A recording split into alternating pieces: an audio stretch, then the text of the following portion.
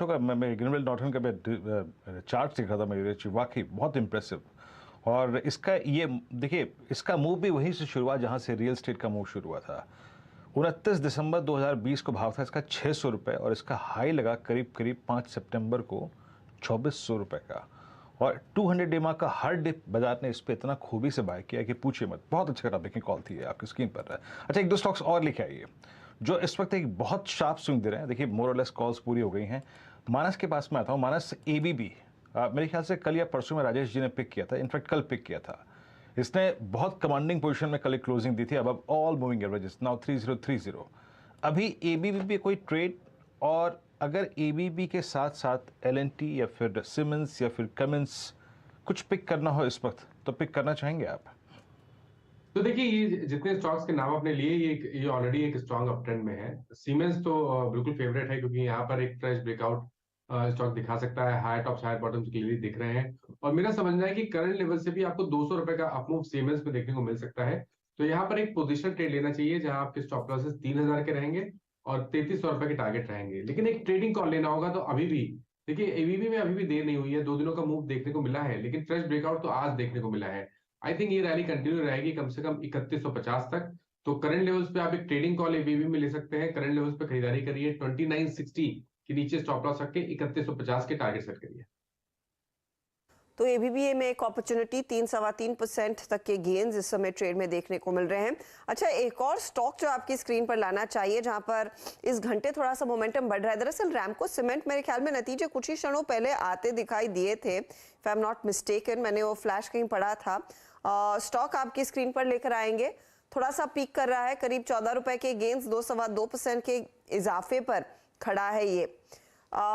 इस पर अगर स्वाति कोई ट्रेड है तो बताइए। डेफिनेटली हम लोग ने काफी अच्छा स्पाइक देखा था। इंट्राडे स्पाइक भी अभी हमें नजर आई थी कुछ टाइम पहले, 735 तक ऑलमोस्ट काउंटर को लेके गई थी। अभी अगर मैं इंट्राडे 120 मिनट या 60 मिनट्स का भी चार्ट है, तो उसने एक पेंडेंट पैटर्न का ब्रेकआउट दिया है जो कि 690 के आसपास था। तो उस हिसाब से ये मुझे लगता है इसमें स्ट्रेंथ अभी भी बरकरार है। वापिस 700 के लेवल्स अगर ये ब्रेक करते हैं, 720 730 के लेवल देख सकते हैं। अगर इंट्राडे स्पेसिफिक आपको लेना है तो करंट लेवल पे you can buy, but maintain the strict stop loss of 680 rupees for immediate target of 720। In fact यहाँ पर ऑपरेटिंग नंबर्स अच्छे थे। मुनाफे में हमने देखा था थोड़ा सा दबाव आया था, लेकिन EBITDA अगर आप ध्यान दें वो 230 करोड़ से बढ़कर 285 करोड़ पर आई थी। मार्जिन्स इनलाइन या फिर रियली 15% के थे पिछले बारी, 14% के आसपास आए हैं।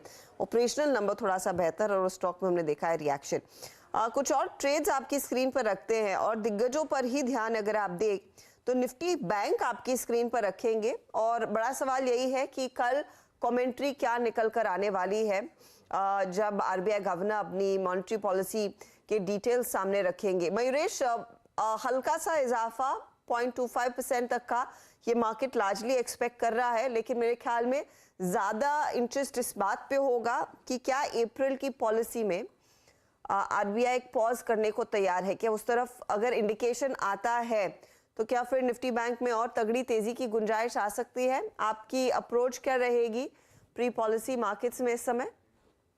एब्सोल्युटली, आई थिंक बाजार बचा के चल रहा है अर्षिता जी, की कल एक 25 बिप्स का होगा, and then RBI will probably look at data points. However, I think जो फेड ट्रेजेक्टरी है और जो डेटा पॉइंट्स यूएस में निकल के आ रहे हैं, ऐसा लग रहा है कि पिवट थोड़ा एक्सटेंड हो सकता है फेड का, और इसलिए शायद RBI have to match that arbitrage between the 10 year in the US and the Indian 10 year as well, जो गैप काफी नैरो हो चुका है। तो कहीं ना कहीं आई थिंक 25 बिप्स का बाजार बचा के चल रहा है, and then probably looking at data points in the April policy. पर एक बात दावे से मैं कह सकता हूँ, I think looking at India's inflationary trajectory, whether any other central bank does it or not, RBI will be the first central bank, Harshada ji, to actually initiate a rate cut by the end of this. आपकी positioning क्या रहेगी बैंकों में इस समय? अगर आप trade ले रहे हैं तो क्या कोटक एंड द लाइक्स पे तेजी का कॉल रहेगा आपका, Mayuresh, to be specific?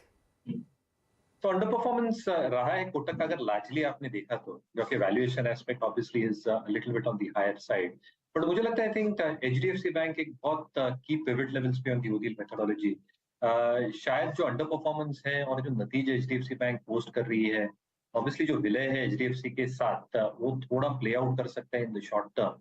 But हमें लगता है I think larger banks private space में HDFC बैंक, और अगर सरकारी स्पेसेस में देखनी हो तो मुझे लगता है आई थिंक कैनरा बैंक और state bank of India obviously होता है, बट कैनरा बैंक और बैंक ऑफ बड़ौदा, ये 3 बैंकों पे श्योरली ध्यान और नजर। जी हाँ, और HDFC बैंक की तो स्ट्रेंथ जनाब गजब की है, इसमें